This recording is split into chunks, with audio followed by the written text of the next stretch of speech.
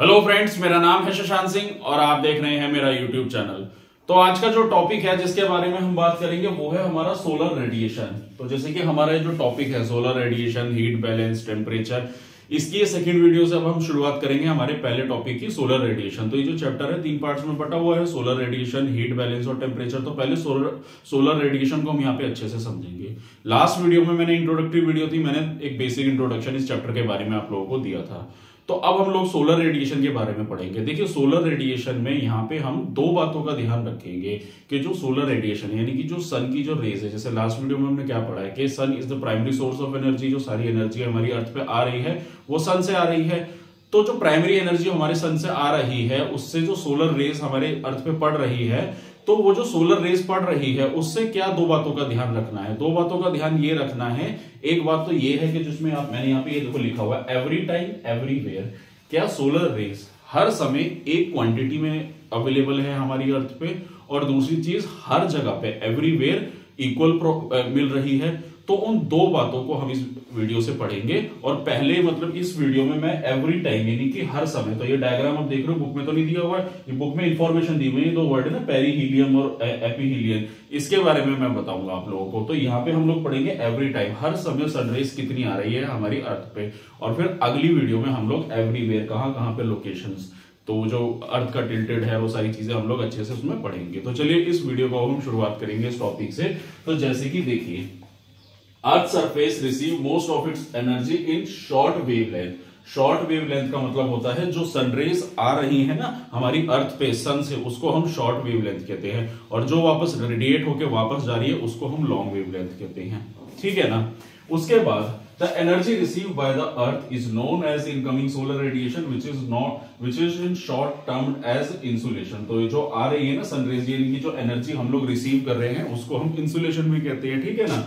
So that received by the earth is known as incoming solar radiation. अब शुरुआत होती है, earth is a geoid resembling a sphere. Geoid shape का मतलब हो गया जैसे कि आप लोगों ने संतरा देखा होगा, तो संतरे की जो शेप होती है ना, तो मैं एक बार इसको बना के दिखा देता हूं।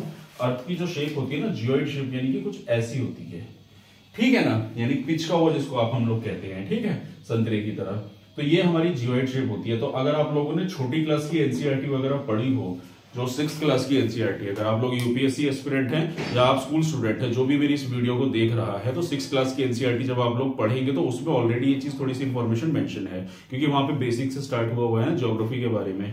तो होता क्या है कि जब हम लोग इसके बारे में यहाँ पे हम लोग पढ़ेंगे कि ये जो जियोइड शेप होती है, तो ये जियोइड शेप होने की वजह से सनरेज जो होती है वो डायरेक्ट हमारे इसके ऊपर इंसुलेटेड यानी कि हमारे अर्थ के ऊपर पूरी की पूरी मतलब हर जगह अवेलेबल नहीं होगी। अब आप देखो ना, ये जियोइड शेप है, ये सनरेज है, सनरेज इस तरीके से पड़ रही है, तो ये जरूरी नहीं है सारे में हमारी सनरेज अवेलेबल होगी।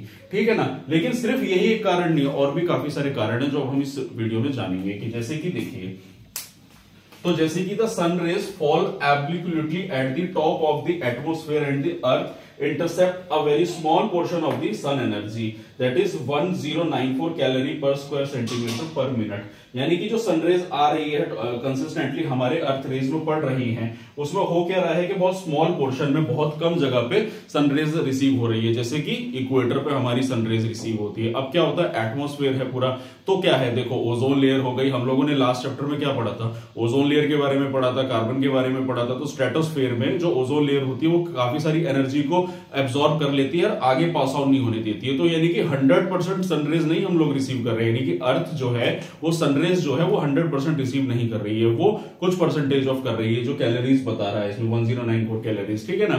तो सनरेज पूरी नहीं आ रही है, क्यों? क्योंकि वो सनरेज जो है जैसे अल्ट्रावायलेट रेज वगैरह को एब्सॉर्ब कर लेता है। ठीक है, तो वहां पे कुछ रेडिएट भी कर जाती है, वापस चली जाती है ना। जैसे बादल आ गए मान लो, तो बादल में क्या होता है, बादल में ऐसे आया और वापस रेडिएट कर जाती है, नीचे तक नहीं आती है। देखा ना, अंधेरा सा छा जाता है जब बादल आते हैं, वो क्यों होता है, वो रेडिएट कर जाती है। ठीक है ना। तो ये सारी चलते हुए क्या होता है, सनरेज पूरी नहीं आती है, तो इसलिए गर्मी का जो टेम्परेचर का लेवल है वो स्टेबिलिटी दिखती है। अब सवाल उठता है यहाँ पे कि जो ये कैलोरीज है, क्या हर समय, अभी एवरीवेयर भी वो हम अगली वीडियो में पढ़ेंगे, एवरी टाइम क्या हर समय यही कैलोरीज की सनरेज हमारे ऊपर आती रहती है, मतलब यह हमारी अर्थ रिसीव करती रहती है। तो अब अगर हम इसको पढ़ें तो चलिए, the solar output receive at the top of the atmosphere very slightly in a year due to the variation in the distance between the earth and the sun. तो इसमें जो बोल रहा है ना कि in the distance between earth and the sun. अब देखो, जैसे कि मान के चलो, ये मान लो ये सन है, ये अर्थ है। अब मान लो सन रेज फेंक रहा है अर्थ की तरफ, अब इनके बीच का डिस्टेंस इतना है। अब आप खुद एक अजम्पशन लगाओ, अगर डिस्टेंस कम है तो ज्यादा सन रेज पड़ेगी, और वही डिस्टेंस जब ज्यादा हो जाएगा तो सन रेज जो है ऑब्वियस सी बात है कम हो जाएगी। तो ये वही चीज कहना चाह रहा है कि हमारे साल में 2 ऐसे दिन आते हैं। अब इसको देखो, डायग्राम को समझो, ये सन है, ठीक है, ये हमारे दोनों तरफ हमारे अर्थ के एग्जाम्पल दिए हुए हैं। हमें क्या बताया जाता है कि जो अर्थ होती है वो सन के एक ही एक्सिस में घूमती रहती है। लेकिन यहाँ पे सवाल पता है क्या उठता है, देखो इस डायग्राम को मैं एक बार दोबारा से अलग से बनाता हूं। मान लो ये सन है और अर्थ इसके चारों तरफ घूम रही है, तो ये जरूरी नहीं है कि जो रिवॉल्यूशन जिस एक्सिस पे उसने एक बार करा दोबारा उसी एक्सिस पे करेगी, वो एक्सिस फिर बदल भी सकता है, ऐसे ये इस तरीके से, ठीक है ना। ये चीज हमेशा आप लोग याद रखिए, जिस एक्सिस से होके जाएगी तो जरूरी नहीं है कि हमारी अर्थ उसी एक्सिस पे देखने को मिलेगी। तो इसीलिए ये 4 जुलाई को, या ये देखो बुक में देखो है 4 जुलाई को एपीहीलियम इसको बोलते हैं, यानी कि सन से दूर होती है हमारी अर्थ, और 3 जनवरी को सन के पास होती है। तो आप इसमें फिगर्स देखो, 152 मिलियन किलोमीटर, 147 मिलियन किलोमीटर। अब यहाँ पे इसको हम क्या बोलेंगे, पेरीहीलियन बोलते हैं, इसको हम एपीहीलियन बोलते हैं। तो ये तो फैक्चुअल डिटेल हो गई, ठीक है ना, एग्जाम पॉइंट ऑफ व्यू से भी इंपॉर्टेंट हो गया। अब सवाल आ रहा होगा आप लोगों का कि जुलाई के महीने में तो गर्मी है, थोड़ी बरसात होती है, तो सनरेज दूर कैसे हो गया और यहाँ पे पास हो रहा है। तो देखिए यहाँ पे इस कॉन्सेप्ट पे नहीं जाना है, वो हम अगले टॉपिक में समझेंगे। एंगल ऑफ इंक्लिनेशन वाला कॉन्सेप्ट होता है कि जिसमें समर और विंटर वाला कॉन्सेप्ट जो होता है, ठीक है ना। यहाँ पे सिर्फ ये बता रहा है कि जो एवरेज क्वांटिटी ऑफ जो सनरेज आ रही है वो जुलाई के महीने में कम देखने को मिल रही है और जनवरी के महीने में ज्यादा देखने को मिल रही है। जनवरी में ठंड होती है लेकिन हम उस पर नहीं जाएंगे। तो ये महसूस नहीं होती है, ये क्वांटिटी होती है जो आती रहती है हमारी सनरेज किस पे, हमारी अर्थ पे, ठीक है ना। तो इसलिए एनुअल इंसुलेशन जो होती है ना वो जनवरी में ज्यादा रिसीव होती है, जुलाई में कम होती है। अब यहाँ पे और भी काफी सारे फैक्टर्स वेरी कर जाते हैं, क्योंकि हमारा जैसे अगर हम लोग अपना इंडिया का नक्शा देखेंगे तो वो आधा ट्रॉपिक ऑफ कैंसर से नीचे आता है और बाकी उससे बाहर निकलता है। तो आधा ट्रॉपिक रीजन में आ जाते हैं हम लोग और फिर टेम्परेट रीजन में भी आते हैं, ठीक है ना। तो बहुत सारे फैक्टर्स वेरी करते हैं। तो अभी जनवरी के महीने में आप एकदम भीषण गर्मी देखने को मिल सकती है अगर आप ट्रॉपिक लेवल पे जाओगे कहीं और, ठीक है ना। तो बहुत सारे ऐसे फैक्टर्स वेरी करते हैं इसमें, ठीक। तो यही चीज इसमें बताना चाह रहा है। तो उसको हम बोलते हैं एपीहीलियन और इसको हम बोलते हैं पेरीहीलियन, और यही इसके बारे में आप लोगों को बता रहा था। तो इन सारे के चलते हुए कोई वेदर या क्लाइमेट पे कोई ऐसा खास फर्क नहीं देखने को मिलता है। तो इस वीडियो में मैंने आप लोगों को बताया क्या कि जो सनरेज पड़ रही हैं एक तो पूरी नहीं पड़ रही है, पूरी क्वांटिटी में 100% हम लोग रिसीव नहीं कर रहे हैं, और दूसरी बात यह है कि जो उसकी क्वांटिटी है, जो कैलोरीज कह लो आप किसी भी टर्म्स में उसको कैलकुलेट करो, तो वो जो आ रही है वो हर एक टाइम पीरियड में जरूरी नहीं है सेम क्वांटिटी ऑफ सनरेज हमारी अर्थ पे पड़ रही है, क्योंकि अर्थ जो है देखो किस तरीके से अपने एक्सिस से अलग अलग घूमती रहती है। तो कई बार हम लोग ये बोलते हैं ना, जैसे कि इस साल गर्मी कम पड़ी है, इस साल ठंड बहुत ज्यादा पड़ गई है, इस साल गर्मी ज्यादा पड़ गई, ठंड इस साल कम पड़ गई। उसका कारण कहीं ना कहीं ये सारी चीजें होती है, फैक्टर्स वेरी करते हैं।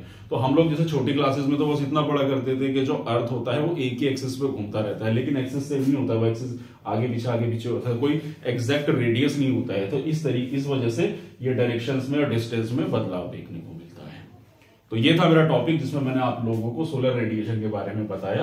अब हम अपनी अगली वीडियो में सोलर वेरिएशन यानी कि इससे कैसे वेरिएशन देखने को मिलता है उसके बारे में अच्छे से डिटेल में हम लोग अगली वीडियो में कवर अप करेंगे, यानी कि everywhere location to location sunrays कैसे वेरी करती है, कि पूरी अर्थ पे हमारे हर जगह सनरेज बराबर पड़ रही हैं, तो वो कैसे क्या होगा, वो सारी चीजें अच्छे से हम अगली वीडियो में पढ़ेंगे। और यही था मेरा आज का टॉपिक।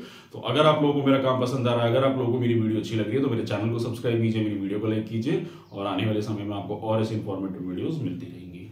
तो आज के लिए इतना ही, मिलते हैं नेक्स्ट वीडियो में। Thank you very much.